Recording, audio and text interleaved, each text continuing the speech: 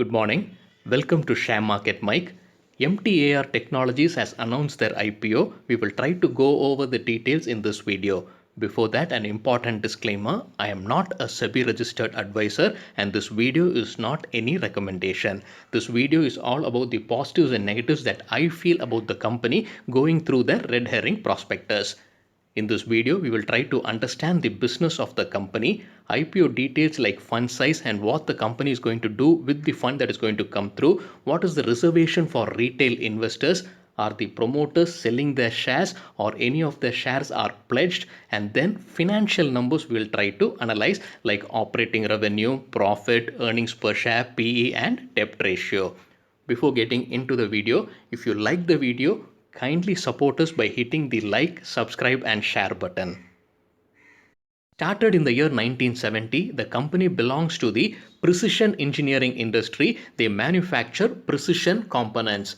The customers of this company are an elite group: ISRO, DRDO, NPCIL, Bloom Energy, Rafale, Elbit are some of the customers for this company. The components the company manufacture are used in Indian space program, Indian defense, global defense and clean energy sectors. Some of the components the company manufactures is used in the GSLV rockets and the PSLV rockets used to launch the satellites. Some of the other products like ball screws and water lubricated bearings are used in nuclear, space and defense. The products manufactured by the company are classified under 5 categories. We will quickly go over the 5 categories. The first category is ball screws and roller screws. The company is the sole manufacturer of ball screws in India. These details are picked up from their website. They supply these ball screws and roller screws to nuclear, defense and space sector. The second category is the clean energy, where they supply power units to generate power. Again, technically, more details are provided in their websites. To understand at a very high level, clean energy comes with hot boxes and hydrogen boxes and electrolyzers. So this is to generate power. And the third category is for defense and aerospaces. So missile programs, some of them are using the products that this company has manufactured.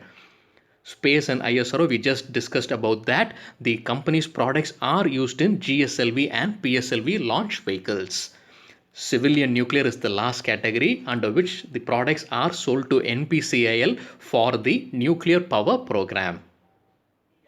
Now that we understood the company's business at a very high level, we will try to go through the IPO details quickly. The price band is 574 to 575, 575 being the upper band. The lot size is 26 units. We have to apply for minimum 26 units and thereafter in multiples of 26. So at the upper band, the minimum we have to pay is 14,950 rupees.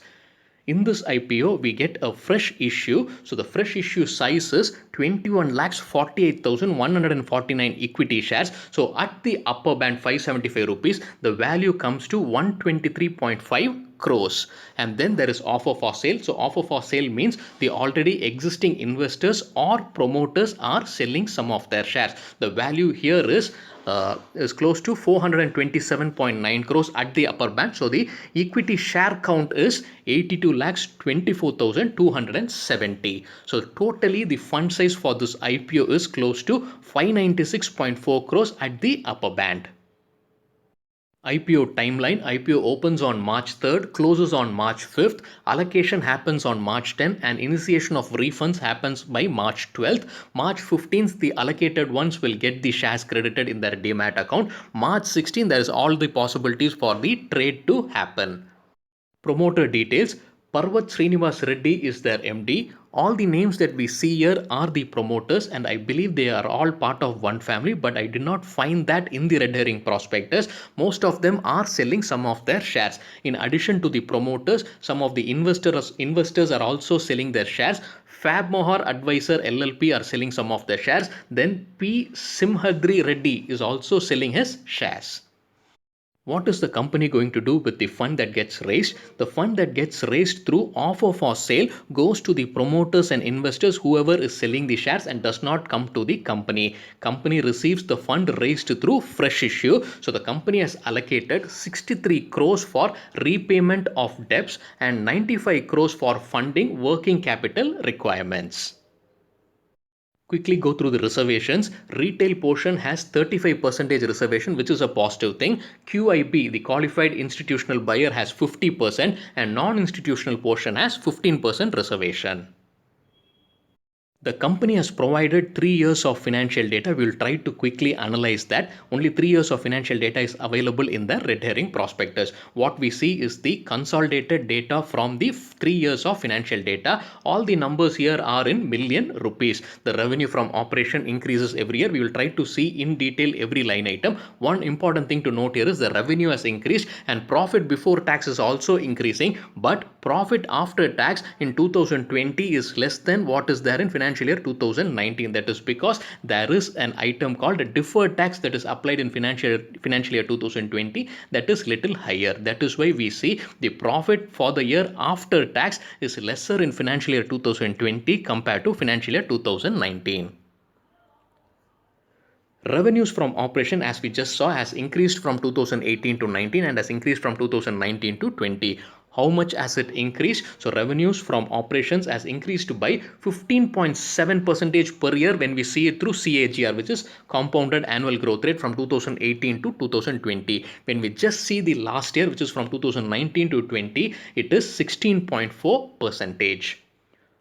How much is EBITDA? EBITDA is nothing but earnings before interest, tax, depreciation and amortization. That also, if we see from 2018 to 19, it has increased. From 19 to 20, again it has increased. What is the operating profit margin? In 2018, it is 68.5. In 2019, it is 73 almost. And in 2020, there is a slight dip coming to 67. So what is the percentage of growth? So operating profit has grown at 14.5% per year CAGR from 2018 to 2020. If we just see the last year, which is from 2019 to 20, the operating profit has grown by 7.1%. We will see the profit for the year after tax. So profit for the year after tax, we just saw that from 2018 to 2019 there is a big jump, but in 2019 to 20 there is a dip, and that is the reason I just said it is because of the deferred tax. So what is the profit growth in terms of CAGR per year from 2018 to 20 is a whopping 140%, but only for the last year if we see it is minus 20.1%.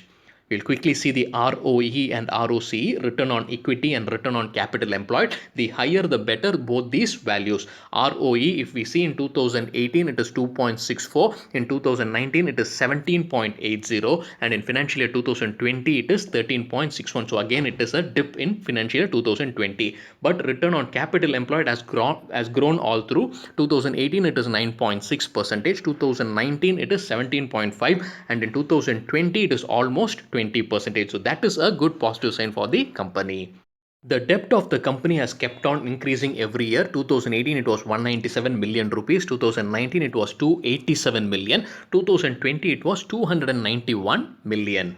So interest coverage ratio, the higher the better this ratio. For those who don't understand interest coverage ratio, a simple explanation. Interest coverage ratio shows the capacity of the company to pay the interest for the debts that they have taken based on the yearly revenue. So the higher the better. So financial year 2018 it was 22, 2019 it was 27.5, 2020 it is 27.6. So this looks good for the company. But what we looked, the debt is based on financial year 2020 data, but the company has given the financial data for financial year 2021 first 9 months. So based on that data, the debt has increased from 291 millions to 654.68 million. This is based on the financial year 2021 December data. So the debt has increased, but we have to keep in mind that the fund from the fresh issue of this IPO, they are going to settle some of the debt.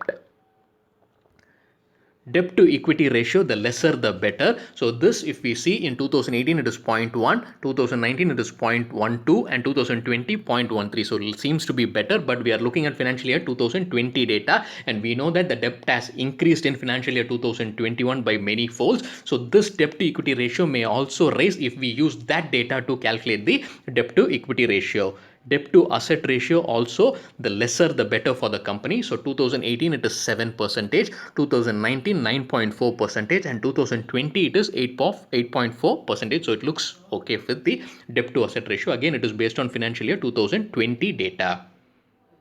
Earnings per share, we have not calculated this data. We have directly taken it from the red herring prospectus. In financial year 2018, it is 1.9. Financial year 2019, it is 13.9. And in financial year 2020, it is 11.1. So 18 to 19, it has increased. But from 19 to 20, there is a slight dip in the earnings per share. So with this earnings per share, we will try to calculate the PE, which is price to earnings per share. We will take the current market price as the upper band of the IPO, which is 575, and earnings per share for financial year 2020 from the red herring prospectus is 11.11. With this, we calculate PE, it comes to 51.75. Seems to be a little costlier to me, but we can confirm that only if we can compare it with their peers. After IPO, we have to again calculate. So what we calculate here is before IPO. We have to calculate the same thing after IPO because we are getting new set of shares. So the count of shares is going to increase after IPO. So after IPO, the earnings per share from 11.11 gets reduced to 10.01. Then the PE gets increased to 57.44. Again, this seems to be a little costlier, but can be confirmed only if we can compare it with their peers. But the company in their red herring prospectus has said there is no listed companies in India that does the same business what the company does. So that is a slight disappointment because we cannot compare it with their peers. The company also provided the first 9 months data of financial year 2021 and also the first 9 months data of the financial year 2020 so that it is easier for us to compare. The revenue has increased, which is a good sign. Then profit for the year after tax has also increased, which is also a good sign. Earnings per share has also increased. With this, we have come to the end of the video. Thanks for watching. Please voice out your opinion on the video as well as if you feel there is anything stated incorrectly or if you differ from whatever I said. Thank you.